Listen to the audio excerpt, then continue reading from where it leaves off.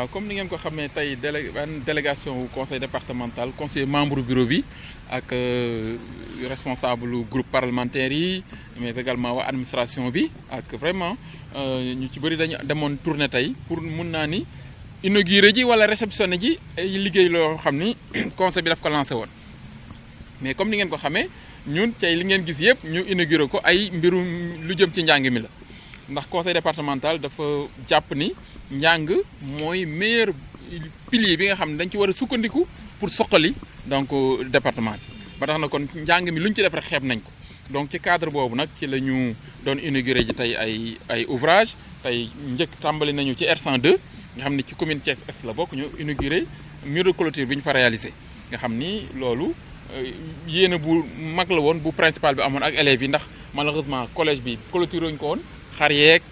fas yeeg mbaam mi dañ doon jaar nu nekk dañ doon perturber sax élèves yi ci seen jàng loolu yàlla suturaal nañu réaliser nañ ko bi ñu fa jógee ñu dem lycée Thiénaba te lycée Thiénaba proviseur bi ñu ko dajeek moom li mu ñu waxoon mooy ñoom dañu amoon ay machine yu leen ARTP mayoon amuñu woon salle informatique yàlla dogal ñu amoon mébét ba yàlla doxal tey mu sotti moom lañ doon aussi réceptionné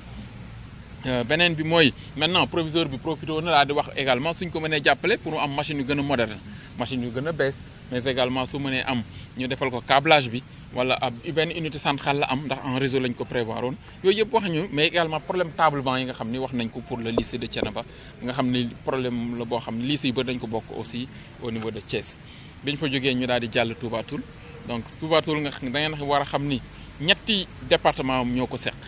d'abord département de Thiès la nekk beneen bi dafa am frontière ak waa Bambey beneen côté bi mu am frontière ak waa Tivaouane donc lycée la boo xam ni ñu koy fréquenté dañu xaw a macha allah xaw a sakkan ba tax na ñoom dañ doon am problème mu salle donc ñoom sax xalaatoon nañ defar ay abri provisoire mooy ay mbaar yoo xam ne xale yi dañ ciy jàng ba ñu ko waxee nag vraiment ak conseillers yeeg ñëpp ñun ñu jàpp ci yàlla dogal ñu voté ko ba loolu yàlla dogal na tey yemb na moom lañ doon aussi réceptionné foofu pour dire simplement que conseil bi effort yooyu lay jéem ci mbiru éducation mbiru njàng mi jàppale lycée ak collège yi moyens yi bëriwul mais dañuy jéem beneen problème bi nga xam ne également waa Touba Toul wax nañu ko mooy problème mu ndox waaw vraiment waxoon nañ ñu ko mais également liggéey nañ ci ak benn ONG bu nekk fii ci Thiès ñu waxtaan ak ñoom ne leen est-ce que mën nañu jàppale département bi defal benn forage à Touba Toul loolu également dinañ relancer dossier bi xool ndax loolu lu am solo la ndax ñoom am nañu espace mais également am nañu ay garab am nañu ay mango am nañu ay citron yoo xam ni xalaat nañu ni suñu amoon ndox dinañ leen mën a jàppale pour ñu am sax ay recettes yoo xam dina mën a jàppale xale yi ci seen cantine scolaire pour ñu fay yend ak yooyu pour dire simplement que globalement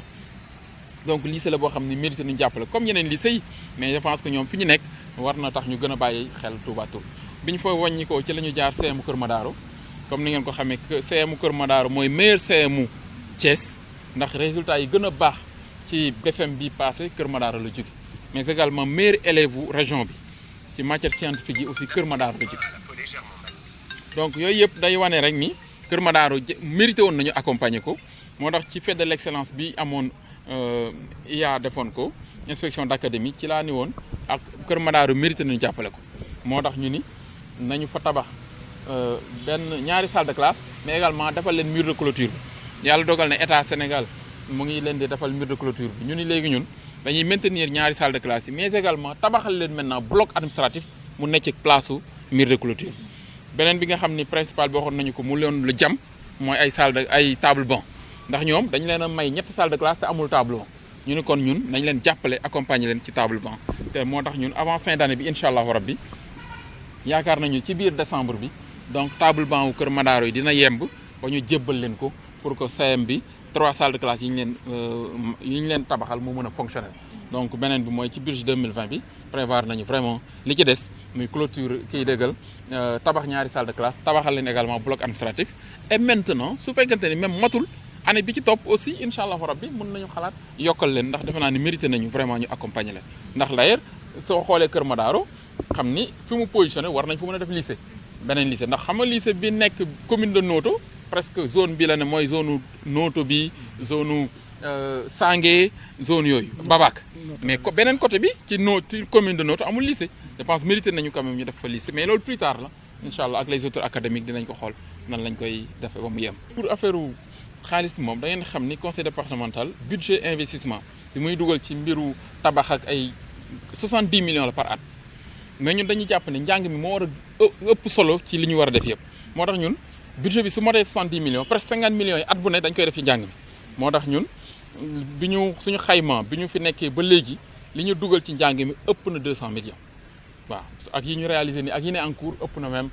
egg na 250 millions même su ko romb pour vous dire rek ñun njàng mi mooy suñu priorité su njàng mi weesoo muy wér-gu-yaram moo tax ñun chaque année aussi également ñuy jéem tabax benn maternité jàppale jigéen ñi ak xale yi ci vraiment projet bi ñuy wax projet lutte contre la mortalité maternelle infantile donc pour dire rek simplement que ñaar yooyu levier yooyu moo ëpp solo mais également xalaat nañu ni comme yàlla mën na def ren mbiru njàng mi mën naa ne duñ ci pare mais lycée yëpp dinañ ko réaliser ci département bi commune yu amuloon yëpp dinañ fa def lycée collège yu bëri dinañ ko clôturer def fa salle de classe xalaat nañu nag dugg ci sport bi par exemple Xombol dañ doon mébét pour ñu defal leen fa benn stade réhabilité ko donc xalaat nañu tabaxal leen tribune boobu ñu xalaat ak réhabilité ko ci budget 2020 bi pour dire rek su njàng mi yembee yeneen yi dinañ mën a am jot maintenant xalaat yeneen secteurs yi nga xam ne aussi waruñu ko négliger trop. waaw xam nga daara yi moom ñun ñëpp la soxal ndax daara ñun ñëpp suñu doom yi ñëppay jàngi maintenant daara yi également problème la boo xam ne dañ ko war a gën a waxtaane rek yaatal ko mais defe naa ni comment ça s'appelle chef religieux yi ak ñi yor daara yi ñoom xaaruñu ci état bi ñoom souvent ñu ngi def seen i moyen bopp wut seen i partenariat bopp pour tabax moderniser daara yi ba tax na defe naa ni côté boobu war nañ leen ci delloo njukkal ba tax na kon ñun état li mu war a def su mënee accompagner leen te defe naa ne am na projet bu am solo bu ñuy wax modernisation des daara mu ngi en cours ñun nag ñun luñ ci mën pour jàppale leen également dinañ ko ci def mais defe naa ni effort yi ñuy def déjà c'est assez salutaire mais également waxtaan la bu yaatu boo xam ni ñëpp war nañ ci dugal seen loxo ndax ñun ñëpp la concerné. waaw xam nga njàng comme ni ñu wax rek moom priorité la c'est luñ ci def doyul mais également doléance yëpp yàlla dogal na moom mooy matalul pour ñu satisfaire lépp mais li ëpp solo la ñuy def nañ koy prioriser li ëpp solo yi en général mooy salle de classe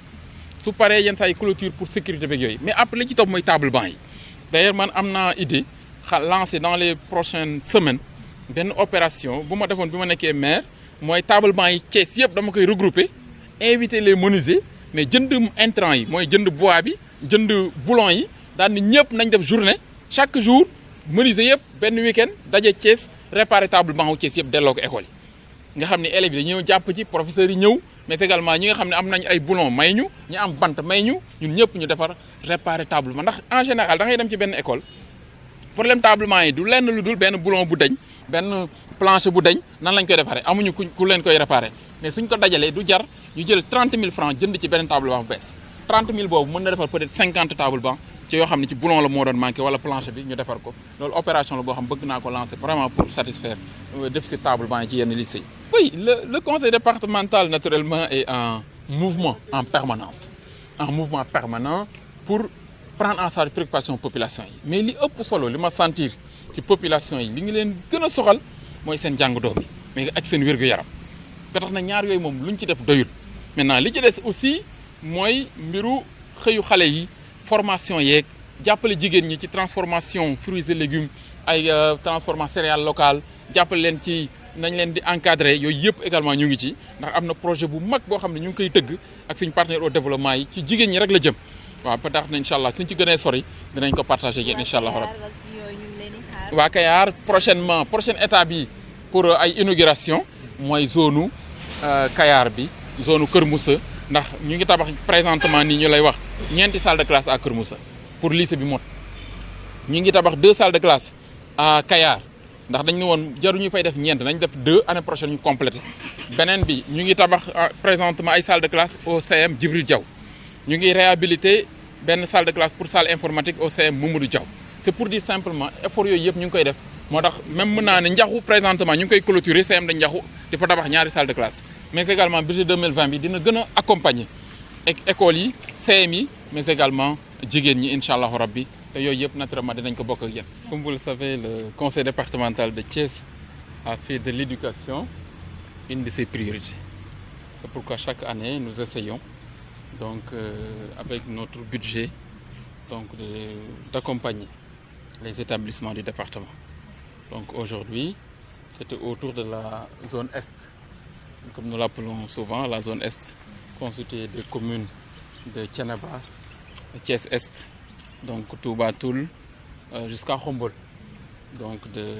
plus ou moins procéder à la réception des équipements scolaires réalisés par le conseil départemental. Donc, au niveau donc, de R102, dans la commune de Thiès-Est, nous avons réalisé un mur de clôture qui est une vieille revendication donc, du collège de R102, qui malheureusement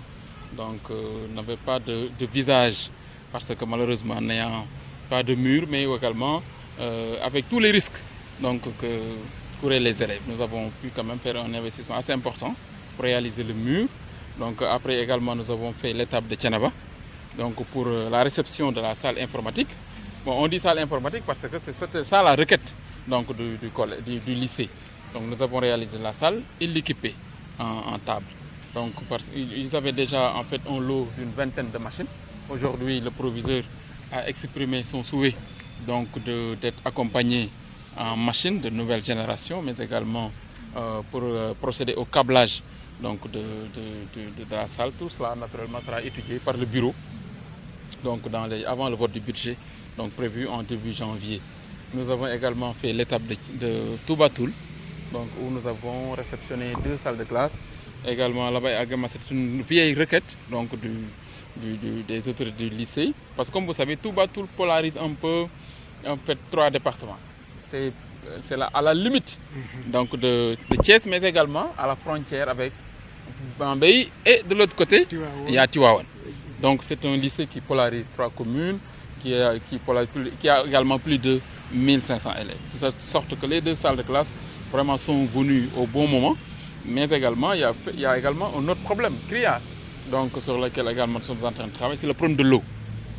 Vous savez, donc cette zone, malheureusement, est dépourvue de forage. Le forage qui est là-bas ne peut pas alimenter tout le village de Toubatoul. C'est pourquoi, avec le doyen Pamoussé, nous avons travaillé avec une ONG de la place Eau Vive, donc qui aujourd'hui travaille sur un projet de réalisation d'un forage à Toubatoul. Donc nous y travaillons et nous avons l'espoir également que ce problème sera réglé dans les prochaines semaines.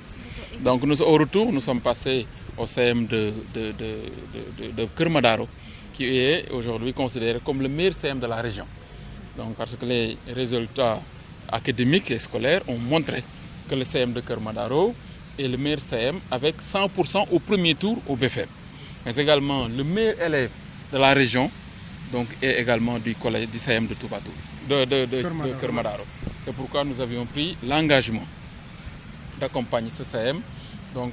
par la construction de 2 salles de classe et la réalisation du mur de clôture. Aujourd'hui, l'État est intervenu en réalisant le mur de clôture et nous avons renouvelé l'engagement de réaliser 2 salles de classe et un bloc administratif à la place du mur de clôture. Donc c'est ça un peu la quintessence, bien en résumé, donc les différentes étapes de la tournée d'aujourd'hui effectuée par le bureau du conseil départemental avec les présidents de commission, l'administration, et les élus, mais également tous les responsables qui étaient dans cette tournée. Le conseil départemental a déjà pris l'engagement d'accompagner le collège de Kermadaro par la construction de 2 salles de classe, mais également la construction d'un bloc administratif pour le personnel. Donc comme vous l'avez constaté, l'État est en train de réaliser le mur de clôture, mais également l'autre engagement que nous avons pris avec le principal, c'est de les accompagner en tablement. Ils ont 3 nouvelles salles de classe, mais non équipées. Donc il y a un mécène qui leur a offert récemment 40 tablements et nous avions pris l'engagement de mettre 75 tablements. Cet engagement-là, nous l'avons renouvelé et les tablements seront certainement livrés avant la fin du mois. Donc ça, je pense que c'est un engagement, c'est un accompagnement du collège, mais également nous avons accordé une bourse également aux meilleurs élèves de la région. Donc le jeune Nian, qui est également de ce collège de Kermadaro. Pour les réalisations, ce que vous devez retenir, c'est que le conseil départemental a un budget d'investissement qui tourne autour de 70 millions par an. Ce n'est pas beaucoup. Et les 50 ou même 60%, les 50 millions sont consacrés annuellement à l'éducation. C'est pourquoi nous faisons plus ou moins ces réalisations qui sont assez honorables. Aujourd'hui, le projet que nous avions lancé il y a de cela 5 ans, c'était le projet Une commune, un lycée. C'est en phase terminale. Toutes les communes du département de Thiès qui n'avaient pas de lycée donc, auront leur lycée, Inch'Allah, à la rentrée prochaine. L'autre aspect, c'est d'accompagner les collèges par le renforcement donc, des salles physiques, mais également la règle des murs de clôture. Ça également, je pense, le conseil a fait des pas importants. Et si nous estimons les investissements réalisés depuis le début de la mandature, ça dépasse les 200 millions dans le domaine de l'éducation. C'est pour vous dire vraiment donc, l'engagement et les efforts consentis par le conseil départemental pour accompagner le système éducatif qui est soi. D'accord. Votre engagement serait-il jusqu'à satisfaire les doléances? Naturellement. Non, c'est un engagement moral, mais républicain et de fait. C'est-à-dire que notre engagement auprès des populations, et c'est ça notre devoir, notre raison d'être, c'est d'être à la disposition aux côtés des populations. Malheureusement, les moyens ne suivent pas toujours pour prendre en charge l'intégralité des problèmes, des préoccupations des populations, mais nous faisons le maximum. Donc, dans le domaine de l'éducation, je pense, au Sénégal, le conseil départemental n'a pas d'égal sur ce point. Je pense que ce que nous avons réalisé dans le domaine de l'éducation, il est rare de voir un conseil départemental faire autant au niveau du Sénégal. Donc ça vraiment, mais en dehors de l'éducation, il y a la santé. Donc comme vous savez, nous avons un projet de lutte contre la mortalité maternelle et infantile. C'est pourquoi nous réalisons chaque année des maternités pour accompagner vraiment les femmes donc, et la petite enfance. C'est pour dire simplement les efforts que nous faisons. Dans le budget également de 2020, Inch'Allah, nous avons prévu d'accompagner Khombol dans le domaine du sport. Parce que le stade de Khombol est une vieille revendication des jeunes de Khombol et nous renouvelons l'engagement du conseil départemental d'accompagner Khombol donc l'année prochaine, donc dans le budget 2020, par la réhabilitation du stade, Inch'Allah, de Khombol. Pour les Dara, vous savez, l'État est en train de faire des efforts importants. Je pense dans le programme de modernisation des Dara qui est en cours. Mais le problème des Dara est plus ou moins un problème beaucoup plus complexe que cela. C'est un problème sociologique qui nécessite naturellement une réflexion qui est en cours d'ailleurs. Et je pense que de plus en plus, donc les maîtres coraniques sont très conscients de ça et sont en train également de leurs propres moyens de s'organiser pour moderniser les Dara. Je pense que c'est des efforts conjugués de l'État et des maîtres coraniques qu'il faut encourager et des chefs religieux pour que naturellement l'enseignement coranique soit beaucoup plus modernisé. Et je pense que c'est en voie de l'être. Et la prochaine étape du conseil départemental? La prochaine étape, ce sera également des inaugurations dans la zone ouest, la partie ouest. Ce sera Kayar, Kermousse, mais également Ngomen, mais également dans la ville. Nous sommes en train de construire des salles de classe au CM Djibril Diaw, mais également la réhabilitation de la salle informatique du CM Mamadou Diaw. C'est pour dire simplement, Ndiaho également. Ndiaho, on est en train de réaliser le mur de clôture et deux salles de classe. Donc vraiment, ce sera aussi d'autres inaugurations, Inch'Allah, je peux dire en début d'année, en janvier, Inch'Allah.